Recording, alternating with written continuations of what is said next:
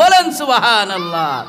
হযরত হুবাব রাদিয়াল্লাহু তাআলা নবীর একজন সাহাবী, তার আব্বার নাম ছিল জালবিব। এবার তিনি ছিলেন ইহুদি। এবার তার ঘরের ভিতরে তার বাড়িতে একটা খাদ্যঘর ছিল। ও খাদ্যঘরের মধ্যে একটা পাতিল ছিল। পাতিলের ভিতরে কালিমা রেখে উপর দিয়ে রেখে দিয়েছিল। এবার হুবাব খাদ্য ঘরের ভিতরে গিয়া বললেন, আব্বা এ পাতিলের ভিতরে কি? তিনি বললেন, বাবা রে, তুমি এখন তাহা বুঝবে না, তা তোমার থেকে সেই জিনিসটা গোপন করে রাখা হয়েছে, এই ব্যাপারে তুমি বুঝবা না। এবার সন্তান বলেন, আব্বা বাড়িতে যত কিছু হয়, যাহা কিছু হয় সব কিছু তো আমার কাছে আপনি বলেন, কিন্তু এই বিষয়টা কেন বললেন না? বলে, বাবা তুমি এখন বুঝবা না। বুতেরে বুঝ দিয়া দিলেন, বের হয়ে গেলেন। কিন্তু একদিন নীরবে ঘরের ভিতরে প্রবেশ করেছেন। প্রবেশ করে পাতিল থেকে কাপড়টা সরালেন। পাতিল থেকে কাপড়টা সরায়া ভিতরে দেখলেন একটা কাগজের টুকরা আছে।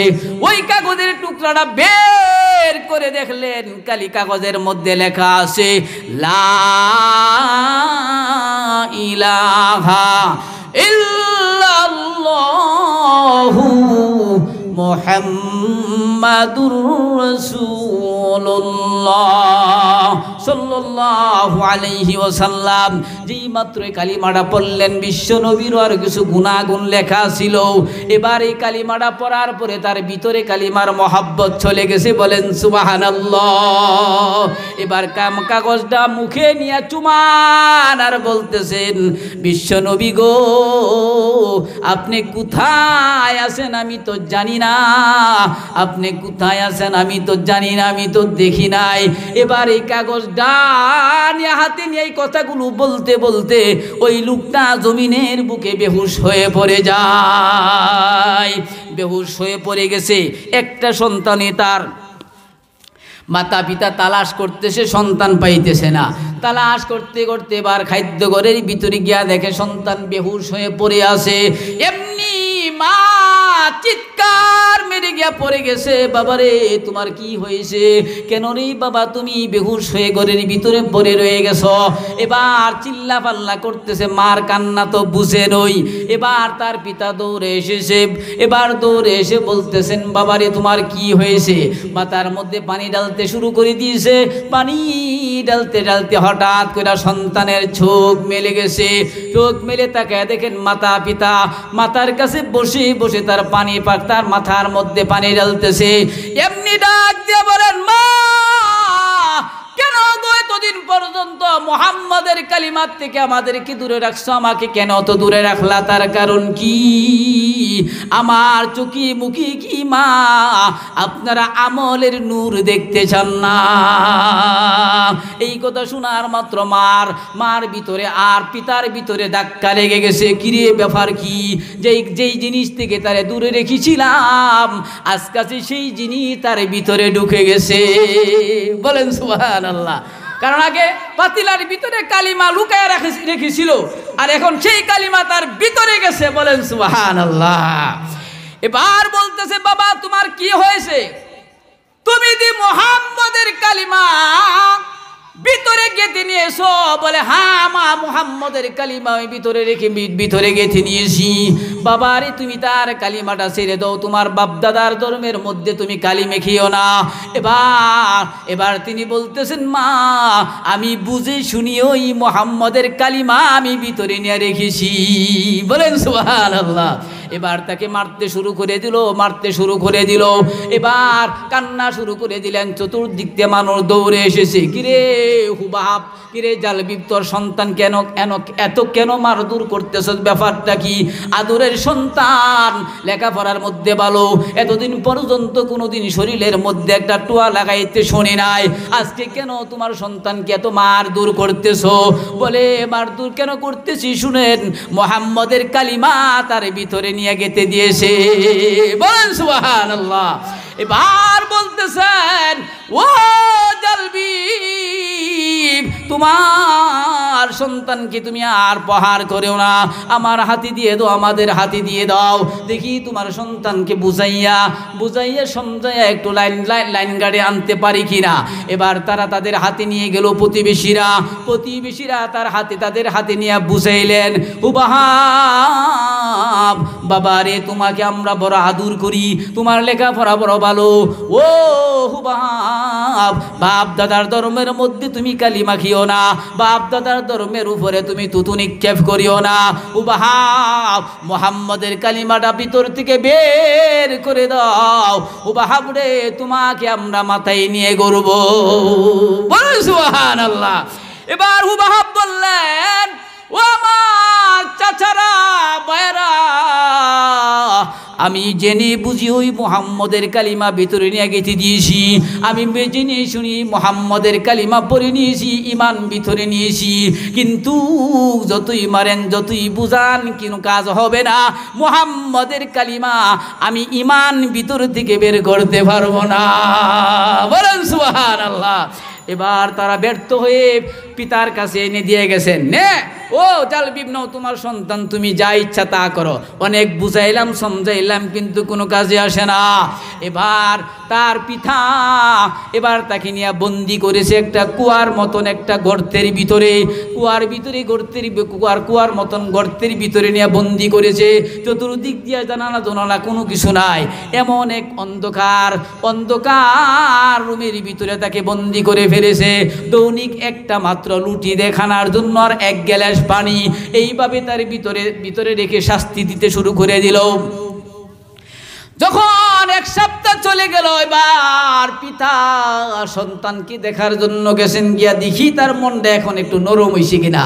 এবার ভিতরে ঢুকলেন, ঢুকে এবার সন্তানের দিকে তাকাইয়া দেখেন তার দুই চোখ দিয়া জোর জোর করে পানি পড়তেছে।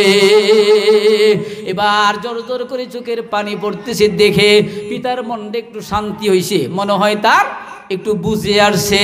এবার তার কাছে গিয়ে বলতেছেন, বাবারে ও হুবাহাব, বুঝতে পেরেছি তোমার মনটা এখন ফিরে এসেছে, তুমি মনে হয় মুহাম্মদের কালিমা ছেড়ে দিয়েছো, এখন তোমার বুঝে আসে, চলো বাবা বাড়িতে চলো। এবার হুবাহাব বলল, ও আব্বা, আপনি যাহা মনে করতেছেন তাহা নয়, আপনি মনে করতেছেন আমি শাস্তি বুক করে মনে হয় মুহাম্মদের কালিমা ছেড়ে দিয়েছি, না, আমি মুহাম্মদের কালিমা আমি ছাড়ি নাই। আব্বা গো, আপনি যত মার দূর করতে পারেন আর শাস্তি দিতে পারেন, আমি মুহাম্মদের কালিমা আমার ভিতর থেকে আমি বের করতে পারবো না। বলেন সুবহানাল্লাহ।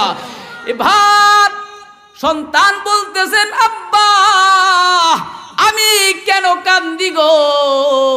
তাহা শুনেন আমি কেন কান্দি, আমি কান্দিছি আমার চোখের পানি শুধু মুহাম্মদ সাল্লাল্লাহু আলাইহি সাল্লামকে তালাশ করতেছে। বলেন সুবহানাল্লাহ। আমার নবীকে চোখের পানি তালাশ করতেছে, আমার নবীর আমি কোন সময় দেখব, মুহাম্মদ সাল্লাল্লাহু আলাইহি সাল্লামকে আমি কোন সময় দেখব, আমার চোখের পানি শুধু নবীকে খুঁজতেছে। বলেন সুবহানাল্লাহ। এই কথা শুনে বাপের পিতার মনটা আরো ঘুরে গেছে, নষ্ট হয়ে গেছে, মনের এই ভিতরে রাগ এসে গেছে। এবার তার ভিতর ঘর ওই জেলখানার থেকে বের করে এবার তাকে বের করে নিয়ে এসে এবার তার বাড়িতে কিছু গুলাম থাকতো, এই গুলামের হাতে তুলে দিলেন, নেরে ওই আমার সন্তানরা তোমরা এবার মরুভূমিতে নিয়ে যাও, মরুভূমিতে নিয়ে গলার মধ্যে রশি লাগাইয়া মরুভূমিতে আর ঘুরবা আর তাকে শাস্তি দিবা যেই পর্যন্ত না সে মুহাম্মদের কালিমা ভিতর থেকে বের করে দিবে। বলেন সুবহানাল্লাহ। এবার গুলাম এরান হয়ে গেছে, গুলামটা বললা দিছে তোরা যা চাস আমি তাই দিব, কিন্তু আমার সন্তানকে এমন শাস্তি দিবে যাতে করে আমার সন্তান মুহাম্মদের কালিমা ছাড়তে বাধ্য হয়ে যায়। এভাবে তারা নিয়ে গেছেন এবার মরুভূমিতে এবার তাকে শাস্তি দিতে শুরু করে দিল। কিন্তু শাস্তি দেওয়ার পরেও হুবাহাবের ভিতর থেকে কালিমা বের হইতেছে না। এবার কালিমা বের হইতেছে না, আল্লাহর কাছে দোয়া করতেছেন, ও মাওলা তুমি তাকাইয়া দেখো, তোমার বন্ধু কালিমা নিয়ে এসেছেন, ওই কালিমা পড়ার কারণে আমাকে যেন কত শাস্তি দিতেছে, আমাকে যেন কত কষ্ট দিতেছে। ও মাওলা, আমি তোমার কালিমা আমি ভিতর থেকে বের করতে পারবো না। আল্লাহ তোমার কাছে দোয়া করতেছি, আল্লাহ তুমি তোমার বন্ধুর সাক্ষাৎ ঘটাইয়া দাও। বলেন সুবহানাল্লাহ। আল্লাহ এত কষ্টের মধ্যে তোমার কাছে দোয়া করতেছি, আল্লাহ আমার খানা নাই, আমার পিনা নাই, গোসল নাই, আমাকে কষ্টের পরে কষ্ট দিতেছে, শাস্তির পরে শাস্তি দিতেছে। আল্লাহ এতে করে আমার কোনো দুঃখ নাই, কষ্ট নাই। আল্লাহ এরপরও তোমার নবীর সাথে আমাকে সাক্ষাৎ ঘটাইয়া দাও। বলেন সুবহানাল্লাহ। এবার হঠাৎ করে একদিন বিকালে দেখেন আসমানের মধ্যে সাজ এসে গেছে, বৃষ্টির ভাব, জোর তুফানের ভাব। এবার গোলামের দলেরা তাকে গলার মধ্যে রশি লাগাইয়া এই অবস্থাকে তাকে মরুভূমিতে ফেলে গোলামের দলেরা এবার চলে গেল তাদের বাড়িতে। এইভাবে রেখে গেছেন। কিন্তু আল্লাহ পাক রব্বুল আলামিনের খেলা, এবার জোর বৃষ্টি তুফান এমনভাবে আয়োজন করেছিলেন, কিন্তু বৃষ্টিও হয় নাই, ঝড় হয় নাই। তারা তো চলে গেছে বাজারে। রাত্র যখন নিশি হয়ে যায়, এবার আল্লাহ পাক রব্বুল আলামিন তার গলার রশিটা আল্লাহর কুদরতিভাবে আল্লাহ খুলে দিয়েছেন। পায়ের মধ্যে পায়ের রশিটা এবার আল্লাহর কুদরতিভাবে ছুটে গেছে, হাতের মধ্যে রশি তার কুদরতিভাবে ছুটে গেছে। এবার আল্লাহ পাক রব্বুল আলামিন তার অনাহারে কষ্টের কারণে তার ভিতরে কোনো শক্তি ছিল না, কিন্তু আল্লাহ কুদরতিভাবে আল্লাহ তাকে শক্তি দিয়ে দিলেন। এবার ওই জায়গার থেকে মদিনার রাস্তা ছিল 60 মাইল। আল্লাহ পাক রব্বুল আলামিন রাত্র শেষের দিকে ছিল, এবার আল্লাহ তাকে মুহূর্তের মধ্যে মদিনাতে পৌঁছাইয়া দিয়েছেন। বলেন সুবহানাল্লাহ। মদিনাতে যাওয়ার পরে বিশ্বনবী রহমতুল্লিল আলামিনের সাথে ফজরের নামাজের পরে বিশ্বনবী সাল্লাল্লাহু আলাইহি সাল্লামের সাথে তার সাক্ষাৎ হয়ে গেছে। এবার আল্লাহ পাক রব্বুল আলামিন আয়াত নাজিল করে দিলেন, কুল ইন কুনতুম তুহিব্বুনাল্লাহা ফাত্তাবিউনি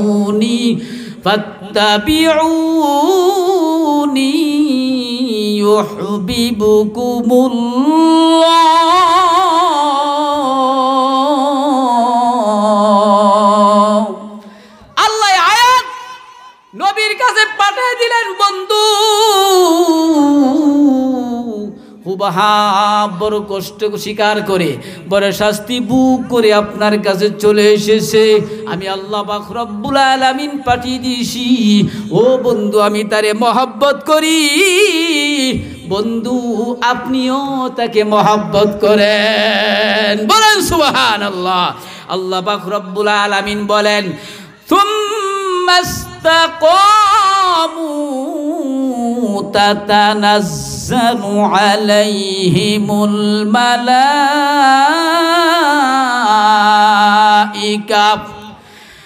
তাতানাজ্জালু আলাইহিমুল মালাইকাতু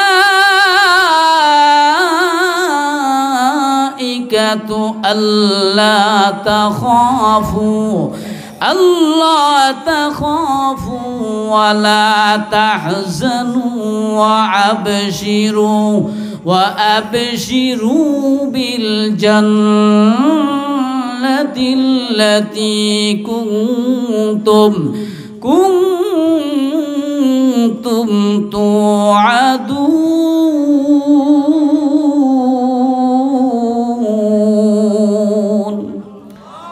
লম্বা আলোচনা, হুজুর এসে গেছেন। আমরা তো বাড়ির মানুষ হই, হুজুর দূর থেকে এসেছেন, আমাদের মেহমান, আমাদের আলোচনা হুজুর থেকে শোনার দরকার। তা আলহামদুলিল্লাহ।